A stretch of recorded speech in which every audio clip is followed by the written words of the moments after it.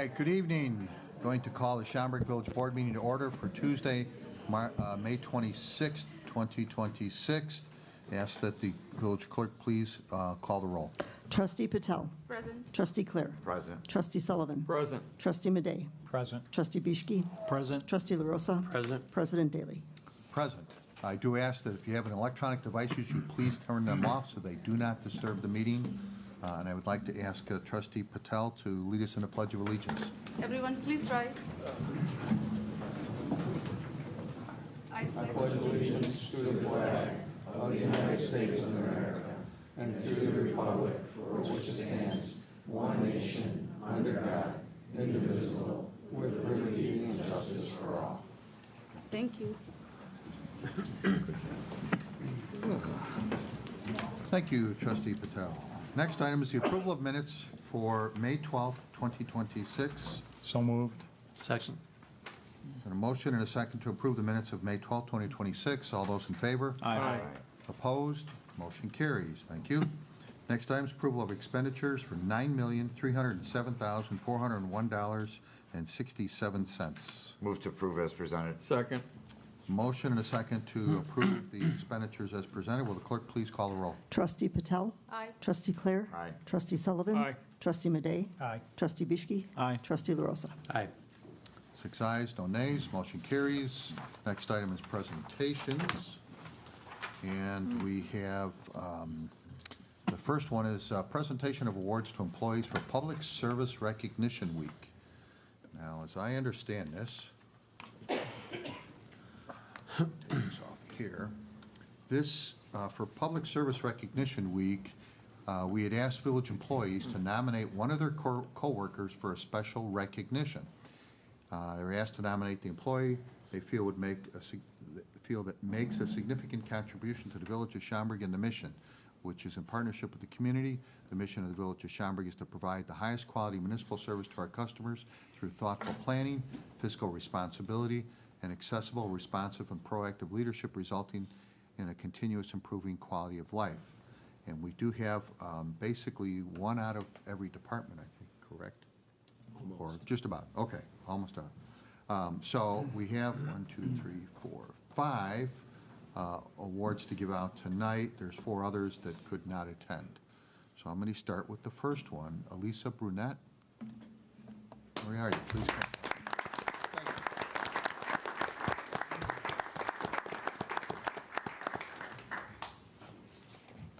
Here we go. First one right on top. Okay, perfect. All right, here you go. There's a check there, so be careful with that. Thank so you. Congratulations. Thanks so much. Okay. Photo? Oh, photo, yes. Why don't you come, sorry, here. Why don't you come out over here? Take that photo. There we go. Okay. All right. Congratulations.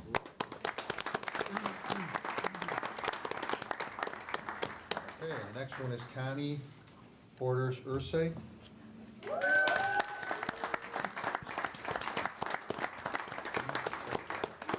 Okay, all right. You got your fan club with you? So, let's, well, yeah. Sounds, let's turn, we'll look that way. There we go. Thank you. Okay. Thank you. Don't lose that. Okay. All right, they're actually getting more colorful. These things. Great. Okay. Thank you so much. Sure.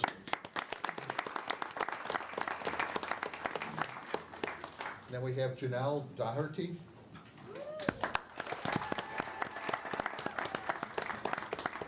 Another big fan club.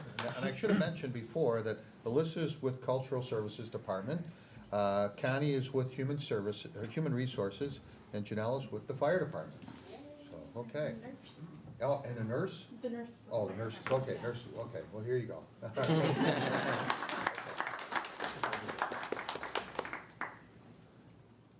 Okay, you're welcome. Congratulations.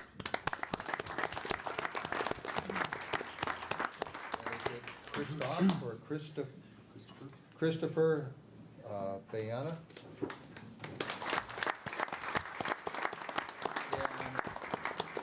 He's with the Information Technology Department.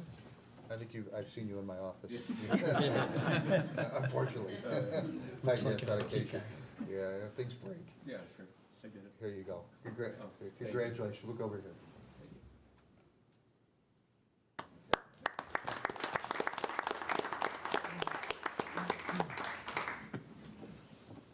And then the last one we have here is Olivia Swark.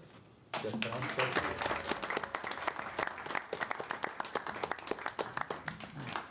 And you're with the Finance Department?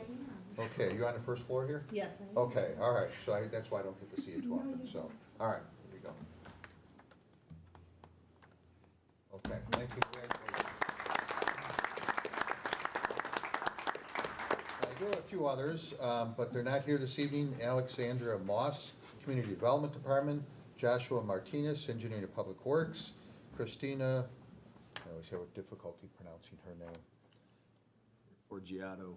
Forgiato, thank you very much. Economic Development, and Martina Swagger, Police Department. So unfortunately, they're not here this evening, but they'll get their awards too. So I do have another presentation. This one is a retirement award to Donna Robitelli, Cultural Services.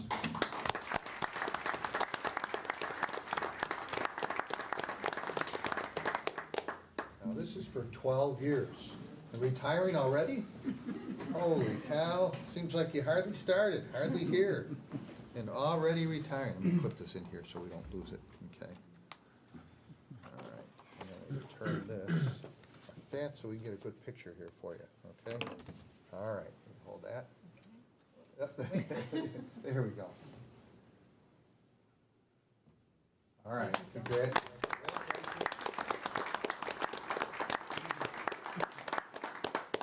Nice time to retire when it's summertime. I did the same thing. I retired in May. Not this May, but when I did, it was in May so that I had my summers. Some people like doing it at the end of the year and then they go on cruises in January, you know. From here, we have a liquor license request and a request from Mr. Josh Goodell for one Class A liquor license for Velvet Taco located at 1260 North Meacham Road. It's a new business. And do we have someone here from Velvet Taco? Please come forward.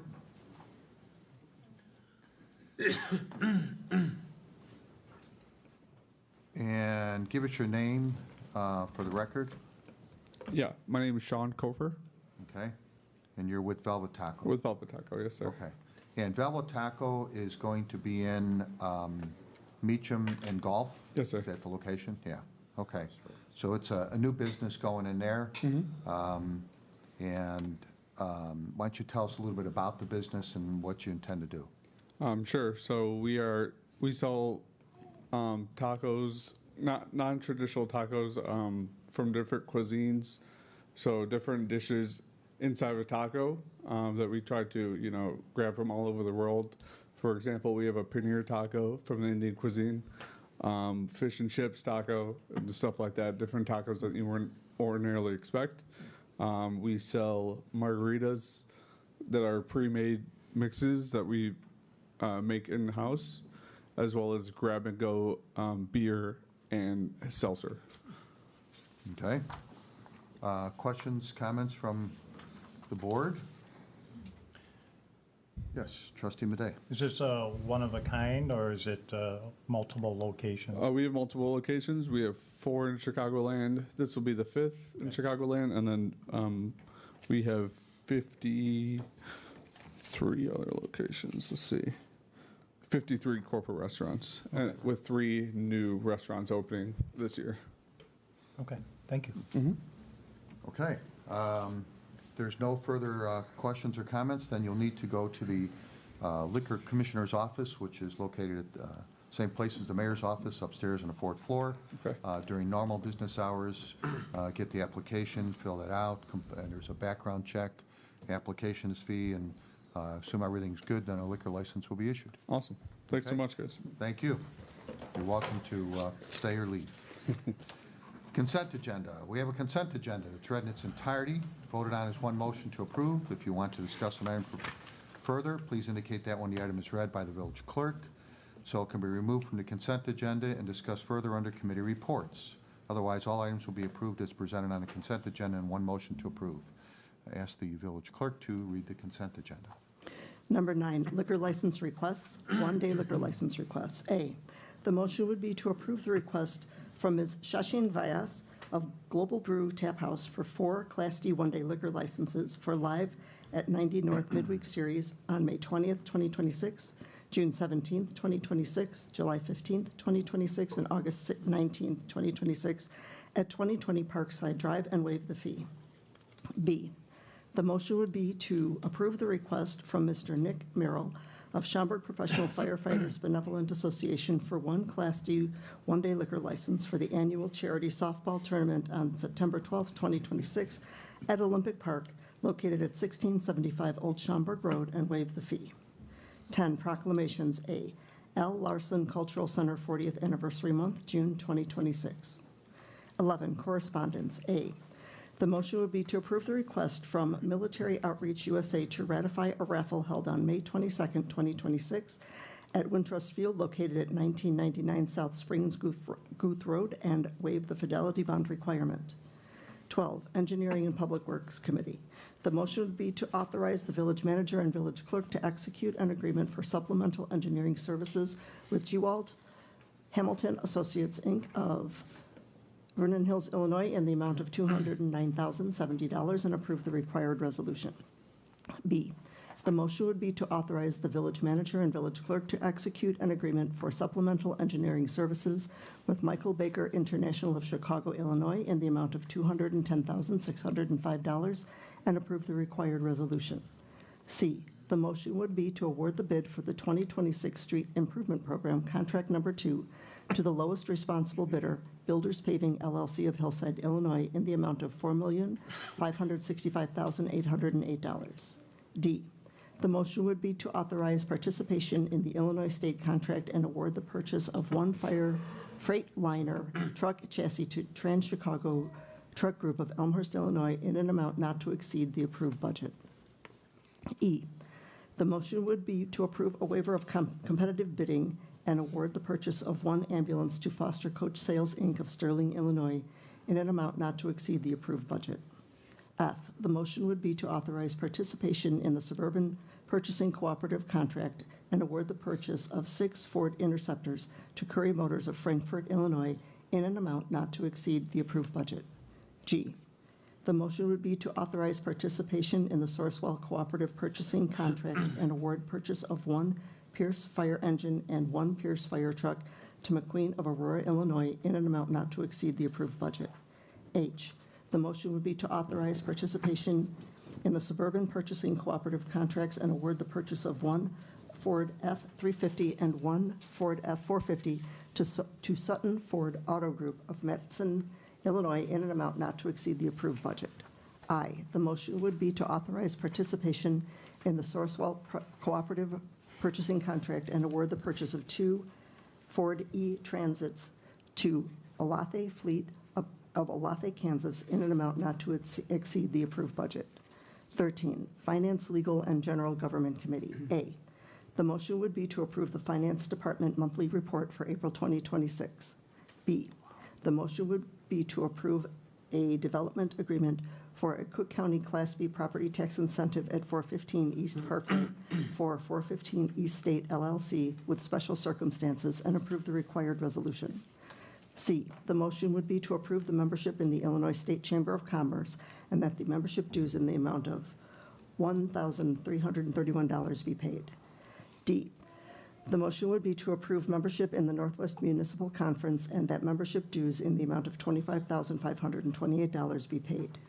E, the motion would be to approve the membership in the DuPage Mayors and Managers Conference and that membership dues in the amount of $3,927.24 be paid. F, the motion would be to approve continuation of technical staffing services with Sierra ITS of Park Ridge, Illinois, and approve issuance of a pay-down purchase order in the amount of $378,144. 14, the motion would be to approve an intergovernmental agreement between the Village of Schaumburg and the Village of Hoffman Estates for reciprocal temporary use of emergency vehicles and approve the required resolution. B, the motion would be to adopt an ordinance amending Title III, Chapter 41, Section 41.01 of the Schaumburg Village Code relative to non-transport ambulance service charges. 15, Zoning Board of Appeals. A, the motion would be to approve a special use for a medical college for Niazi School of Osteopathic Medicine, 1300 Woodfield Road. 16, resolutions. A, the motion would be to adopt as resolution number R-26-039, authorizing the village manager and village clerk to execute an agreement for supplemental engineering services with G. Walt Hamilton Associates, Inc. B, the motion would be to adopt as resolution number R-26-040, authorizing the village manager and village clerk to execute an agreement for the supplemental engineering services for the engineering and public works and transportation departments with Michael Baker International. C, the motion would be to adopt as resolution number R-26-041, approving and authorizing a Cook County Class B real estate tax classification for 415 East State Parkway, Schaumburg, Illinois, 415 East State LLC. D, the motion would be to adopt as resolution number R-26-042, approving and authorizing the execution of an intergovernmental agreement between the Village of Hoffman Estates and the Village of Schaumburg for reciprocal temporary use of emergency vehicles. 17 ordinances. A, the motion would be to waive first reading and adopt as ordinance number 26-043, granting a special use for a medical college for Niazi School of Osteopathic Medicine, 1300 Woodfield Road. B, the motion would be to waive first reading and adopt as ordinance number 26-044, amending Title III, Chapter 41, Section 41.01 of the Schaumburg Village Code relative to non-transport ambulance service charges. This concludes the consent agenda. Thank you. Look for a motion to approve the consent agenda as read. So moved. Second. A motion and a second to approve the consent agenda as read. Will the clerk please call the roll? Trustee Patel. Aye. Trustee Clare. Aye. Trustee Sullivan. Aye. Trustee Madej. Aye. Trustee Bischke. Aye. Trustee LaRosa. Aye. 6 ayes, no nays, motion carries. Thank you. Committee reports, we have none listed for this evening. Comments from the public. This is an opportunity to come before the village board to speak on matters that are pertinent towards the village of Schaumburg. We ask that you give your name, hold your comments to no more than 3 minutes, please, and hold forth. Good evening. My name is Scott Corwin. I've been a homeowner of North Walnut Lane since September 1994. I'm here to formally oppose the proposed 8-foot multi-use path and ask the board to remove it from this project scope entirely. I have photographs from South Salem's Drive taken this weekend that I'm submitting to the clerk. Salem evidence. I went to Salem Drive this weekend. Salem had 29 to 30 feet from curb to sidewalk. Walnut Lane has 14 feet, half the space. On Salem, 14 of 31 parkway trees were still destroyed. And while I was there, I watched 2 cyclists go past. They were not on the new path. They were in what they believed to be the bike lane on the street. I asked them why they were not riding in the multi-path. They said they were riding in the bike lane. The path cyclists prefer already exists on Walnut Lane. Safety. Peer review research confirms pedestrians sustain more severe injuries in cyclist collisions with children and the elderly at the highest risk. Research shows side paths carry up to 16 times the crash risk on the street bike lanes. E-bikes travel up to 28 miles on this path with no license or registration. NHTSA confirms 56% of cyclist fatalities occur in low visibility conditions. Not one of these risks has been addressed in any village document. Budget.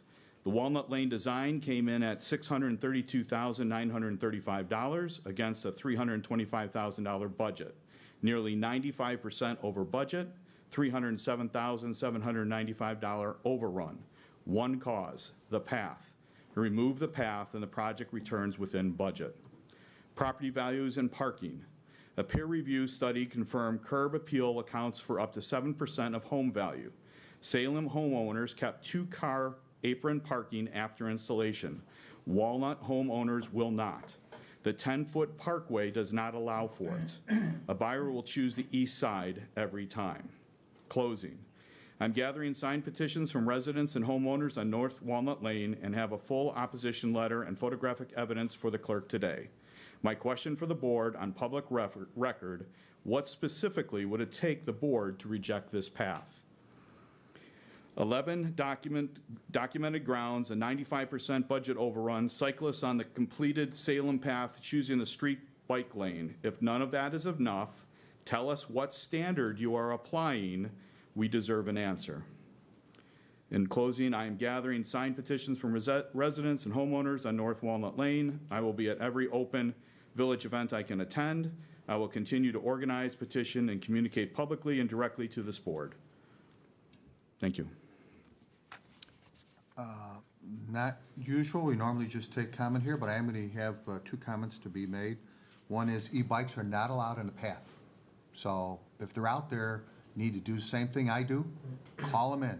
Tell the police department that they're out there, that they're running down the path. I did that recently, and the police went and actually visited the kids' homes. Second one is budget. Would village manager please address that? Mr. Corwin, I think it'd probably be best for you to come in and have a meeting with me and some of the staff to talk about some of the information that you shared this evening. I think there's some misunderstanding with respect to the project, how it's evolved, and with some of the financial figures. I don't know that we need to get into it this evening, but I would like to get in touch with you to try and set that up and see if we can talk further. I understand you're very passionate about this issue, and it may not change your position with respect to the multi-use path, but at least you'll have the accurate information and maybe have a better impression of how the village has handled the project. Absolutely. Thank you. Next. Come on, one of you union people got to get up here. We're waiting. That's right. Get up here. Now, we do know that you are meeting Friday, right? Yes. Okay, all right. So we're all, So, we're all in agreement on that. We're meeting, you guys are all meeting on Friday. I like agreement. Yes, okay. So, yes, I do too. Okay. So let me just restate the things that we do agree on. Schaumburg's success would not be possible without all the hard work of the people that ASME represents.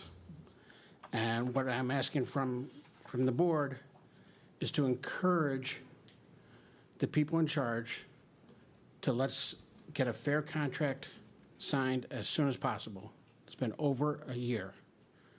So that is what I ask the board, to encourage the people in charge to get a fair contract signed. Thank you.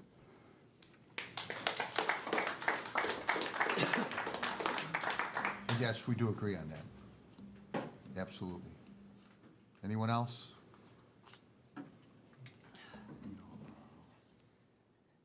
So I've enjoyed coming to these meetings because I've done a lot of research. I like to go ahead and research. So can I just ask the people that are here, how many of you live in the village? Okay, quite a few of you live in the village.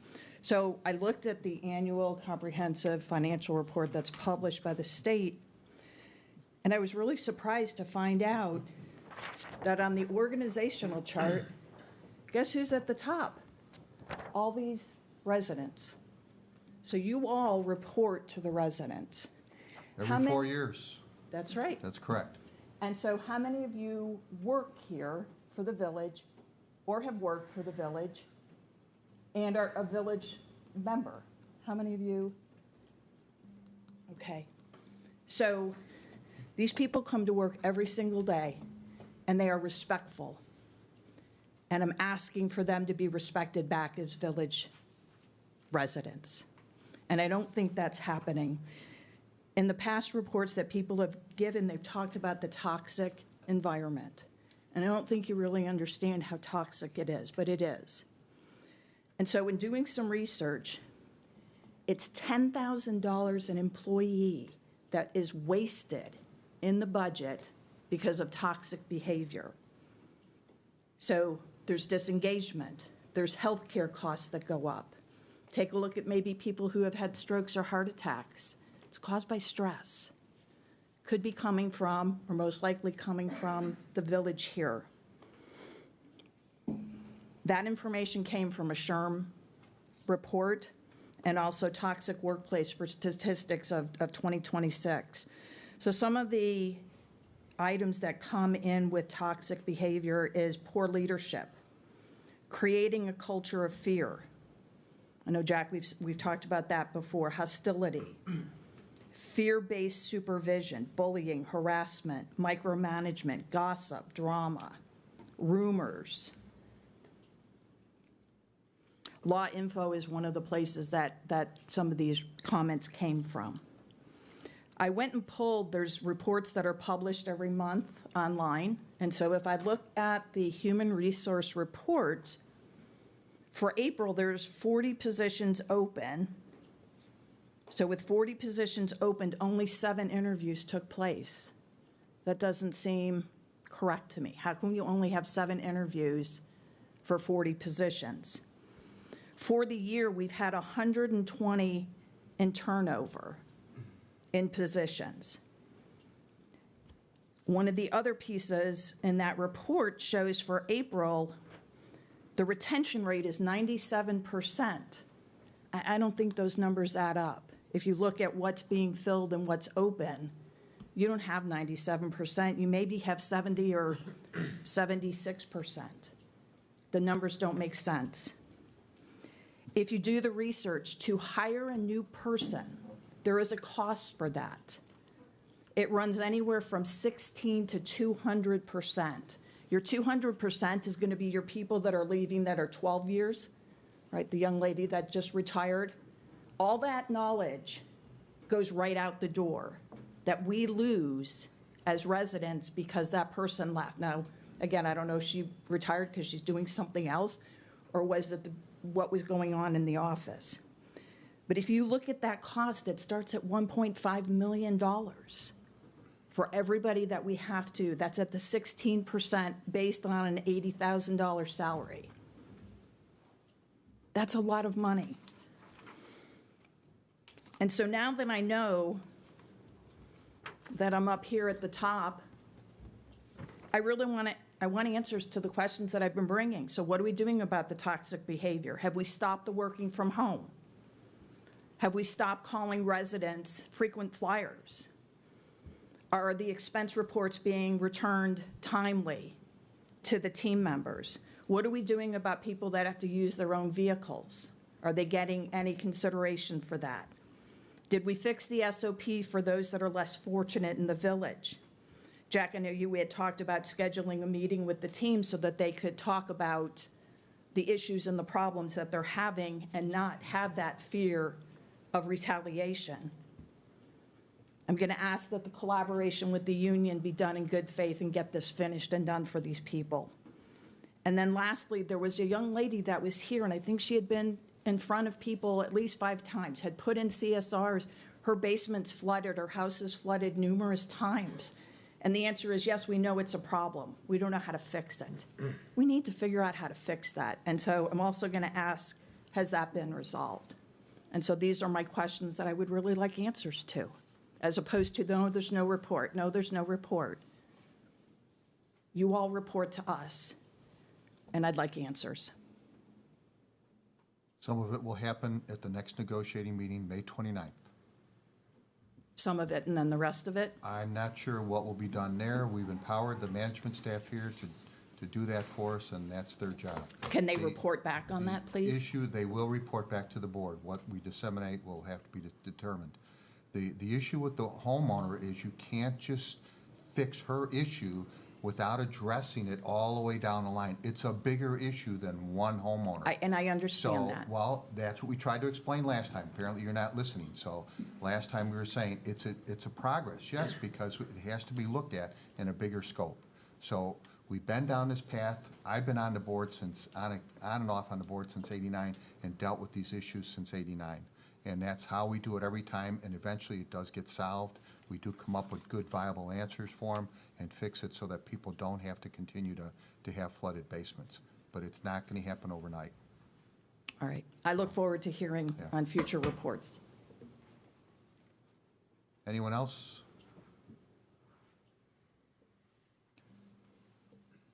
Okay, moving on. Council report? No report.